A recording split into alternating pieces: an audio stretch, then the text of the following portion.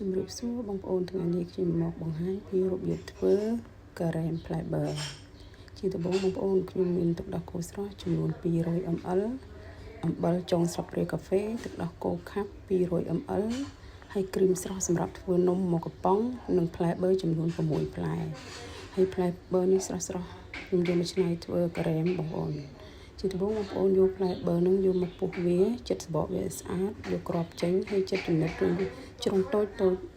អញ្ចឹងបងប្អូនយកដាក់ម៉ាស៊ីនស្រួលកិនហ្នឹងហើយបងប្អូនយកផ្លែបឺនឹងដាក់ចូលក្នុងម៉ាស៊ីនទាំងអស់ជាមួយនឹងអំបិលហើយទឹកដោះគោខាប់ហើយនឹងទឹកដោះគោស្រស់បងប្អូនដាក់ចូលគ្នាអញ្ចឹងមកដាក់ចូលក្នុងកំប៉ុងម៉ាស៊ីនហ្នឹងហើយបងប្អូនដាក់ចូលហើយយកទៅកិនក្នុងម៉ាស៊ីនហើយម៉ាស៊ីនខ្ញុំនេះខ្ញុំកិនតែ30 second ទេបើបងប្អូនមានម៉ាស៊ីនផ្សេងបងប្អូនអាចកិនធ្វើម៉េចឲ្យសាច់បឺនឹងម៉ត់ល្អហើយពេលបងប្អូនកិនហើយទុកម្ដុំបងប្អូនត្រូវយកគ្រឿងមកកំប៉ុងនេះបើបងប្អូនធ្វើ6ផ្លែបងប្អូនដាក់តែកន្លះបានតែខ្ញុំវាយមកកំប៉ុងសម្រាប់ខ្ញុំយកធ្វើផ្អែមមកទៀតអញ្ចឹងខ្ញុំយកតែពាក់កណ្ដាលលេងហ្នឹងហើយបងប្អូនត្រូវយកម៉ាស៊ីនតូចនេះវាយហើយបងប្អូនពេលបងប្អូនវាយគ្រីមនេះបងប្អូនត្រូវយកគ្រីមដាក់ចូលក្នុងត្រជាក់ដើម្បីយកមកវាយទៅគ្រីមនឹងឡើងល្អហ្នឹងហើយវាយឲ្យរាងឡើងអត់ឲ្យខាប់ពេកទេមកល្មមដែលយើងអាចយកទៅដាក់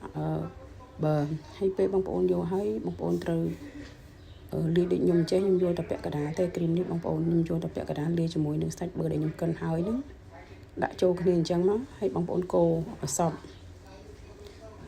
ពេលសាច់បឺកិនហើយបងប្អូនលាយគ្នាជាមួយនឹងគ្រីមវាយហើយហ្នឹងបងប្អូនលាយឥឡូវខ្ញុំសុំដូរយកថនព្រោះវាពេញហើយ color នេះបងប្អូន color សម្រាប់ធ្វើផ្អែមធ្វើម្ហូបផ្សេងបានបងប្អូនដាក់បន្តិចយកពណ៌វាមកតំណក់ទៅបានហើយបងប្អូនវាយដាក់លេខតូចបំផុតវាយរៀងតែ2 3ជុំទៅបានហើយបងប្អូនហ្នឹងហើយបងប្អូនវាយអញ្ចឹងមកហើយបងប្អូនមុនវាយហើយបងប្អូនកូរវាឲ្យសព្វហើយបងប្អូនត្រូវប្រើស្បោងច្បាច់នំប្រើធ្វើនំផ្អែមធ្វើនំអីបងប្អូនចូលក្នុងនោះមកដូចខ្ញុំដាក់ចូលពេញហើយបន្ទាប់មកបងប្អូនដាក់ចូលស្បោងនេះដោយសារខ្ញុំដាក់ចូលស្បោងខ្ញុំងាយស្រួលដាក់នៅក្នុងពុំធ្វើការ៉េមហើយខ្ញុំធ្វើការ៉េមថ្ងៃនេះខ្ញុំដាក់នៅក្នុងពុំនេះហើយពុំនេះបងប្អូនបើអត់មានពុំបងប្អូនអាចដាក់នៅក្នុងចានដែកឬក៏ចានថ្មអីបងប្អូនអាចដាក់ចូលទូកកបានសម្រាប់ខ្ញុំធ្វើចេះខ្ញុំងាយស្រួលអត់ទុកឲ្យកូនខ្ញុំដូចថាយកមកញ៉ាំអីងាយស្រួលណាបងប្អូនដាក់ពុំចេះទៅមានដងមានអីយើងកាន់ពេលដែលយើងទុកមកយប់ទៅយើងអាចយកមកដកញ៉ាំអីបានធម្មតាដូចងាយស្រួលវាអត់ពិបាកនឹងការខ្វេះអញ្ចឹងបងប្អូនហ្នឹងហើយបងប្អូនធ្វើអញ្ចឹងហើយដាក់ចូលទូត្រជាក់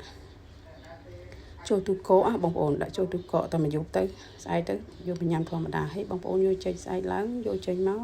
ត្រាំទឹកតែបន្តិចឲ្យវាលាទឹកកកបងប្អូនអាចយកចេញមកប៉ុណ្ណឹងរួចរាល់ហើយអាយស្គ្រីមដាក់គ្រឿងប៉ប៉ុនខ្ញុំមានរសជាតិមកល្មមអត់ផ្អែមអរគុណ